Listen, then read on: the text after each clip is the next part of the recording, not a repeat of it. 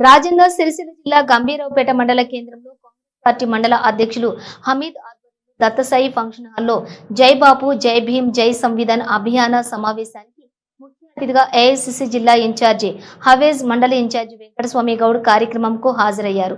ఈ సందర్భంగా బీసీ రాష్ట్ర అధికార ప్రతినిధి పర్స హనుమాన్లు మాట్లాడుతూ బీజేపీ బీఆర్ఎస్లు రాష్ట్ర ప్రభుత్వంపై విష ప్రచారాలను తిప్పికొట్టాలని, కాంగ్రెస్ ప్రభుత్వం అధికారంలోకి వచ్చి 14 నెలల్లో కాంగ్రెస్ ప్రభుత్వం చేపడుతున్న అభివృద్ధి సంక్షేమ పథకాలను గ్రామ గ్రామాన పాదయాత్రలు నిర్వహించి పథకాలను ప్రజలకు వివరించాలని అన్నారు. కాంగ్రెస్ ప్రభుత్వం ఎస్సీ రిజర్వేషన్ అసెంబ్లీలో తీర్మానం చేసి బీసీ రిజర్వేషన్ 42% అసెంబ్లీలో తీర్మానం చేసి ఘనత కాంగ్రెస్ ప్రభుత్వానిదే అని అన్నారు.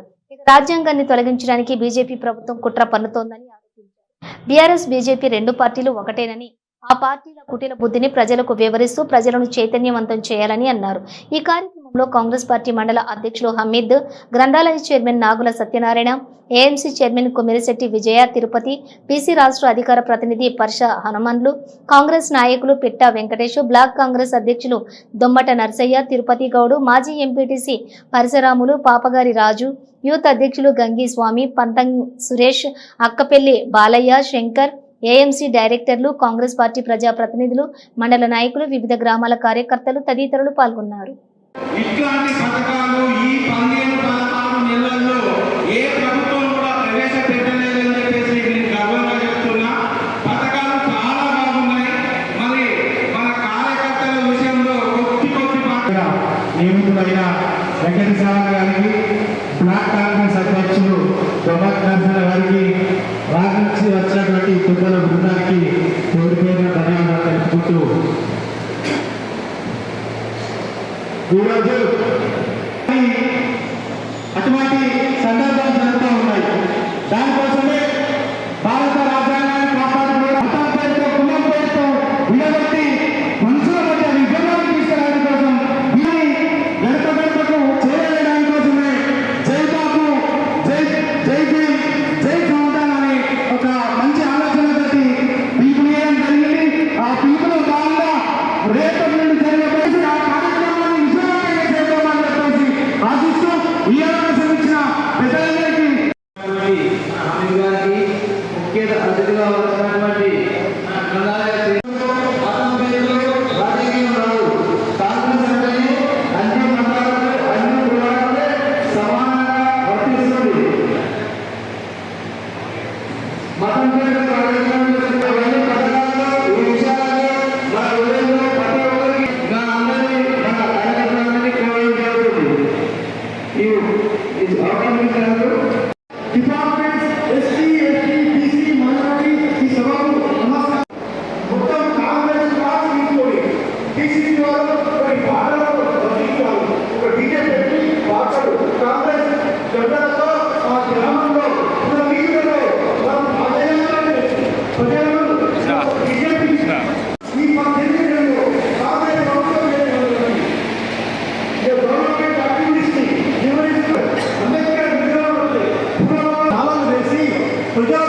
ప్రతిజ్ఞ చేస్తాం. ఇంతకుముందు మీరు ప్రోగ్రామ్ స్టార్టింగ్ ముందు మీరు ప్రతిజ్ఞ చేశారు. ఆ ప్రతిజ్ఞను మనం ప్రతిజ్ఞ చేసి అక్కడ చేస్తుంది. దాన్ని వివరించి ఈ యొక్క డెవలప్మెంట్ యాక్టివిటీస్ వివరించి అక్కడితో ప్రోగ్రామ్ ముగిస్తాం. దాని తర్వాత గతంలో గత ప్రభుత్వం మీద వ్యతిరేకతలని, గత ప్రభుత్వం ప్రజాస్వామ్య విలువలు కాపాడలేదు, ఒంటెకు టోటల్ చేసింది, దొరైజం చేశారు, వాళ్ళకి ఎవరికి అపార్ట్మెంట్ చేయాలి, పబ్లిక్తో మమేకం కాలేరు, ప్రజలకు వ్యతిరేకంగా నిర్ణయాలు తీసుకున్నారు, వారి కుటుంబానికి నిర్ణయాలు తీసుకున్నారు. కాబట్టి వాళ్ళని కాదని మన కాంగ్రెస్ ప్రభుత్వం అవకాశం ఇచ్చారు ప్రజలు. కాబట్టి ఏదైతే అవకాశం ఇచ్చారో ఈ ప్రభుత్వం ఏర్పడింది. కాబట్టి ఆ ప్రభుత్వం మనం తీసుకున్న నిర్ణయాలను క్షేత్రస్థాయిలో ప్రభుత్వ పథకాలు కానీ అభివృద్ధి పనులు కానీ తప్పకుండా మనం క్షేత్రస్థాయిలో తీసుకువెళ్ళాల్సిన అవసరం ఎంతైనా ఉన్నది. అదేవిధంగా కొందరు చేసేది తక్కువనే ఉన్నది కానీ ప్రచారం బాగా ఉంది. బీఆర్ఎస్ అయితే 1000 కోట్లు 100 కోట్లు ప్రచారానికే నిధులను కేటాయించింది.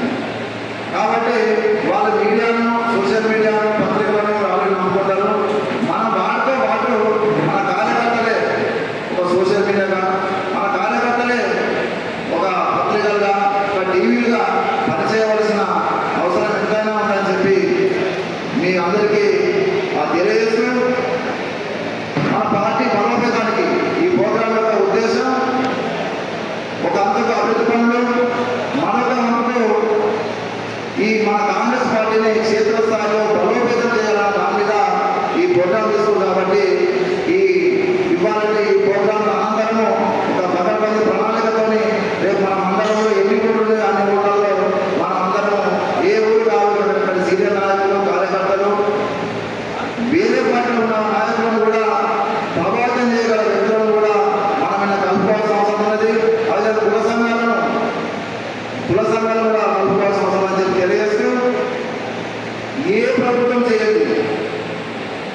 రాష్ట్రంలో ఇంతవరకు ఇన్ని సంవత్సరాలలో ఎవరు లేని గత 10 సంవత్సరాలుగా ఎవరు లేని బీసీలకు ఏదైతే కామరెడ్డి డిక్లరేషన్ పేరుట బీసీలకు మేము వచ్చే ఎన్నికల్లో స్థానిక సంస్థ ఎన్నికల్లో 42% రిజర్వేషన్లతోనే మేము వస్తే ఆ రిజర్వేషన్లతోనే ఎలక్షన్ పెడతాము, బీసీలకు సామాజిక న్యాయం చేస్తామని చెప్పి కామరెడ్డి డిక్లరేషన్లో చెప్పిన మాట ప్రకారము ఇప్పుడు ఈ కాంగ్రెస్ ప్రభుత్వం అనేకమైన ఇబ్బందులైనా అనేక విమర్శలు వాళ్ళు చేసిన దేని కారణంగా కులగణన చేపట్టింది. కులగణన అనంతరం మొన్న ఏదో ఆంధ్రప్రదేశ్ కుటుంబంగా సమాజం అసెంబ్లీ పెట్టి చేతు దులుపుకోకుండా బరాబర్ అందరినీ మనందరి విజ్ఞప్తి మేరకు కామారెడ్డి డిక్లరేషన్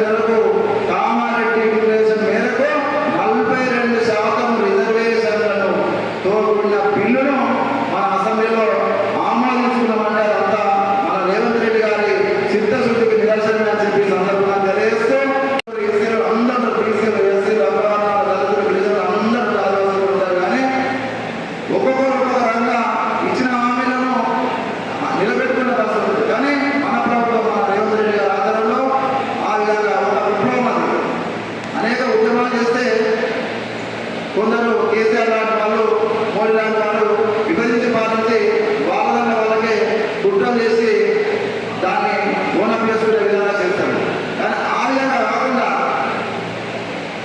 ఏదైతే మాట ఇచ్చిందో మాట ప్రకారం అందిస్తుంది 42%.